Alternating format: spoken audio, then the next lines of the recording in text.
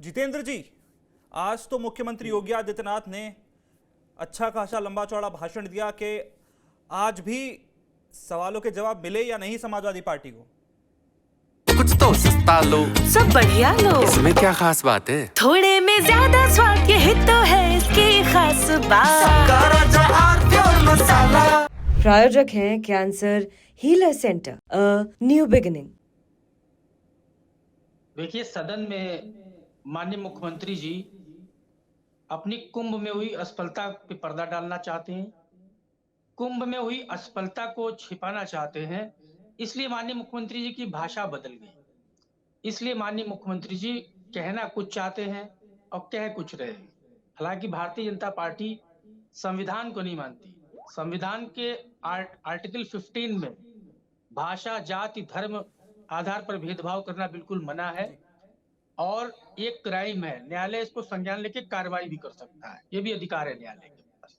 तो माननीय मुख्यमंत्री जी ने जो भाषा बोली, उर्दू का जो विरोध किया उन्होंने, समाजवादी पार्टी हिंदी, संस्कृत सभी के समर्थन में बोल रही थी, अंग्रेजी का भी समर्थन है, लेकिन एक भाषा पर माननीय मुख्यमंत्री जी ने जिस तरह से विवादास्पद और विरोधाभासी बयान दिया, उसकी समाजवादी पार्टी निंदा करती है। देखिए, भारतीय जनता पार्टी की विचारधारा यही है कि धर्म, जाति, वर्ग, संप्रदाय के आधार पर लोगों को बांटना है, जो कि भारत की संस्कृति और संस्कारों पर कुठाराघात है, भारत की संस्कृति और संस्कारों के खिलाफ है। समाजवादी पार्टी विपक्ष भारत की उस विचारधारा पर चल रहा है, उस गंगा जमुनी तहजीब पर चल रहा है, जिसमें मंगल पांडे को अगर सम्मान है, धर्मेंद्र यादव को अगर सम्मान है, शहीद धर्मेंद्र यादव को, और तो साथ ही अशफाक उल्लाह खां को और कैप्टन वीर अब्दुल हमीद को भी उतना ही सम्मान है। लेकिन ये भारतीय जनता पार्टी भाषाई आधार पर विरोध करती आई है, जाति आधार और धर्म के आधार पर लोगों को बांटती आई है, ये इनका काम है। कुंभ में हजारों लोगों की जो मौत हुई है, मुख्यमंत्री जी उस असफलता को स्वीकार नहीं करना चाहते। 350 से लेकर 250 किलोमीटर के जाम में जो जनता जूझी है, परेशान हुई, मुख्यमंत्री जी उस पर पर्दा डालना चाहते हैं। हजारों लोग जो मारे गए हैं, हजारों लोग जो खो गए हैं, मुख्यमंत्री जी अपनी उस असफलता पर पर्दा डालना चाहते हैं। आपकी एनजीटी ने रिपोर्ट दिया है, एनजीटी ने रिपोर्ट दिया है, नेशनल ग्रीन ट्रिब्यूनल ने, सेंट्रल पोल्यूशन बोर्ड ने एनजीटी को रिपोर्ट दिया है कि कुंभ में स्नान का जो पानी है वो बहुत दूषित है, स्नान के लायक नहीं है।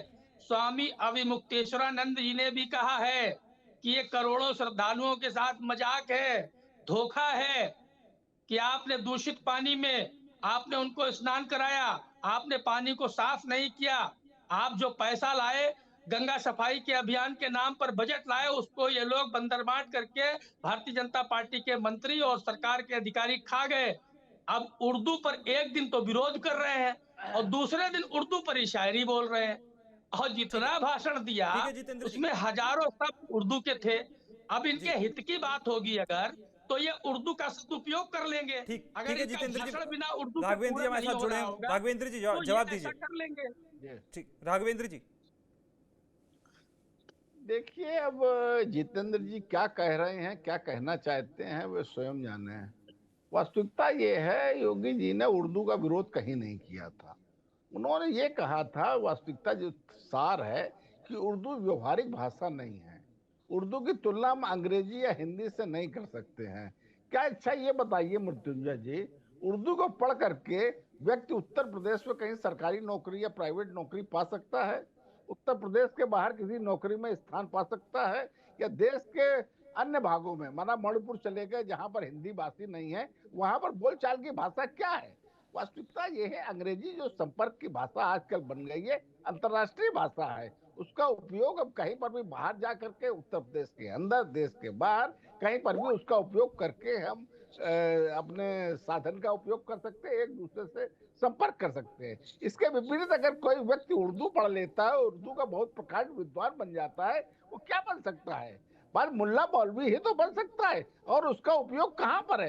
योगी आदित्यनाथ जी ने सिर्फ यही कहा था, कहा आप अपने बच्चों को तो अंग्रेजी माध्यम के स्कूल में पढ़ाएंगे, और ये बताइए, और ये जो देश के और जो गरीब तबका है उसको आप उर्दू में पढ़ाने के लिए कहेंगे? भारतीय जनता पार्टी सरकार ऐसा नहीं करने वाली है। वो वास्तविकता है। जिसको उर्दू पढ़ाने है उसके लिए तमाम विकल्प मौजूद है। वो उर्दू का अध्ययन करिए, उर्दू को पढ़ाइए, मुल्ला मौलवी बनवाए, उसमें कोई दिक्कत नहीं है किसी प्रकार की। और जैसे अभी हमारे मित्र जो कह रहे थे अशफाक उल्ला खान की बात करें, इनके मुंह से इस प्रकार के क्रांतिकारियों की बात अच्छी नहीं लगती है। इन लोगों ने जिस प्रकार से आतंकवादियों का समर्थन किया था जब इनकी सरकार रहा करती थी, तब मृत्युंजय जी ये इलाहाबाद हाईकोर्ट जाते थे, आतंकवादियों को छुड़वाने जाते थे, कहते इनको छोड़ दीजिए, इससे उत्तर प्रदेश का हिंदू मुस्लिम सौहार्द कायम होगा। हमें एक मौका मिला माननीय अटल बिहारी वाजपेयी जी की सरकार में, हम लोगों ने एपीजे कलाम जैसे व्यक्ति को हम लोगों ने राष्ट्रपति बनाने का काम किया। ये वही लोग हैं जो एपीजे कलाम को विरोध कर रहे थे, अब यहाँ हिंदू मुसलमान के बारे में ज्ञान बांट रहे हैं। ठीक है, अरे ठीक है माननीय भारतीय राघवेंद्र जी, जनता ठीक पार्टी है। बार बार साजिद, कहती है हम लोग सबका साथ सबका विकास सबका विश्वास साजिद, को नारे को आपसे एक लेकर सवाल के फिर काम उसके कर बाद रहे हैं। राघवेंद्र जी बाकी- से एक सवाल इसी में जोड़ देते हैं। राघवेंद्र जी, लेकिन जितेंद्र वर्मा कह रहे हैं और समाजवादी पार्टी का विचार करीब करीब यही होता है कि साहब हजारों और लाखों और मतलब सैकड़ों लोग मर गए। योगी जी ने आज साफ बता दिया कि 37 लोग की मौत हुई थी, 66 के लोग करीब घायल थे। ये एक आंकड़े को लेकर बड़ा बवाल रहता है, कुछ पर्देदारी आपकी तरफ से है या ये लोग आंकड़ों के साथ कुछ राजनीति कर रहे हैं? ये बयान आ चुका है योगी जी का, और जो उत्तर प्रदेश सरकार का बयान है वही सही माना जाए। वास्तविकता ये, अगर इस पर राजनीतिक खेल करना है तो बताइए आप, हमें तो जानकारी जो है हम लोग माननीय मुख्यमंत्री जी कह चुके हैं। आप बता दीजिए कितने लोगों की मौतें हुई हैं, कितने लोग गायब हैं। ये लोग बात गोल मोल जलेबी बनाने का काम करते हैं, हर विषय में राजनीति करने का काम करते हैं। हमारा बयान आ चुका है, जितनी मौतें हो चुकी है उसका बयान आ चुका है, जितने घायल हैं उसका बयान आ चुका है।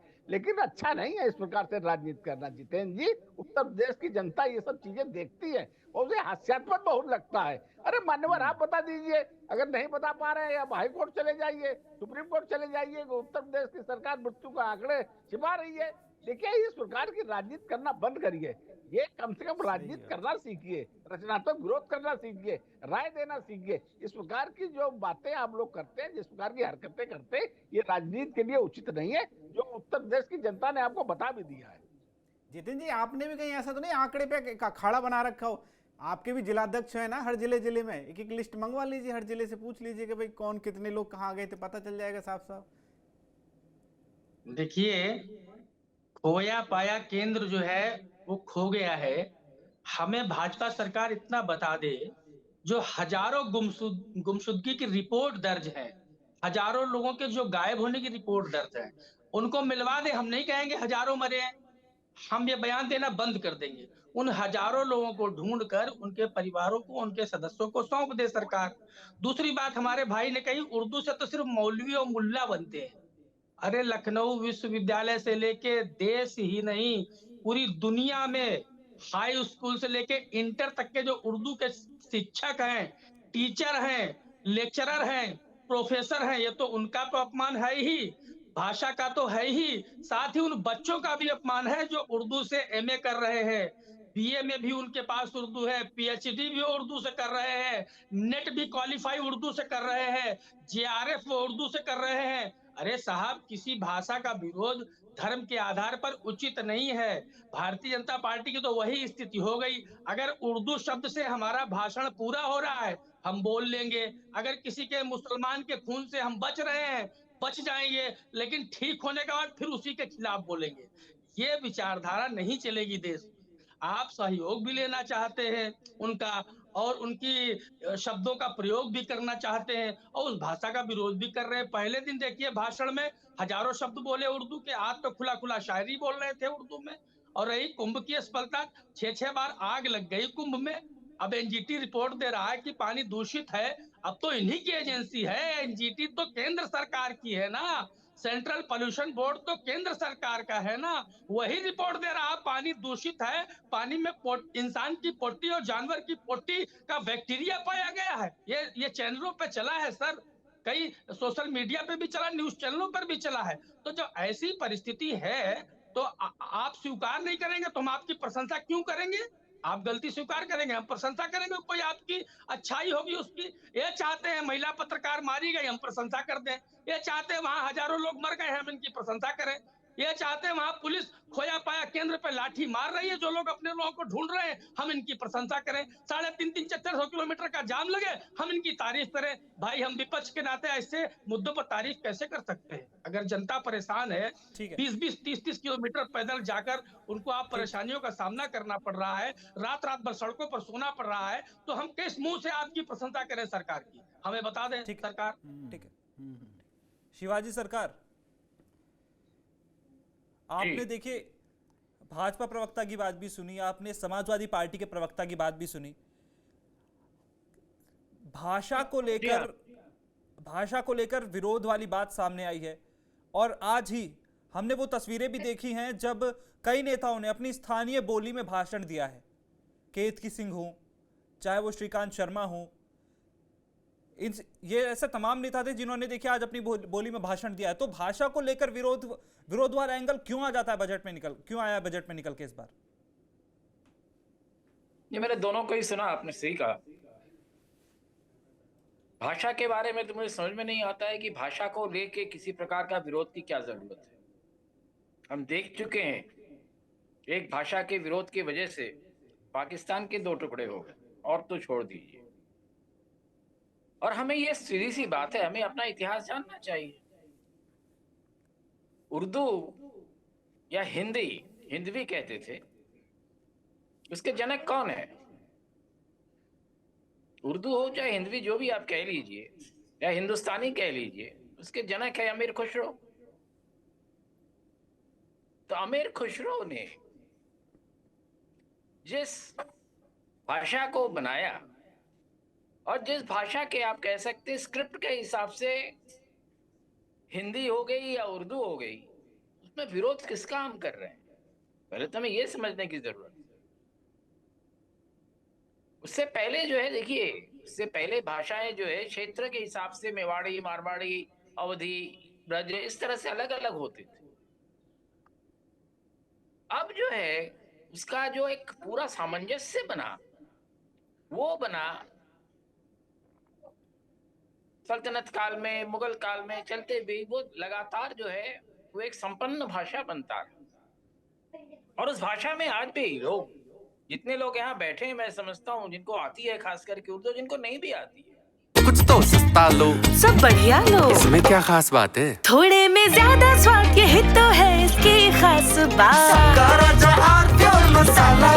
प्रायोजक हैं cancer healer centre, a new beginning.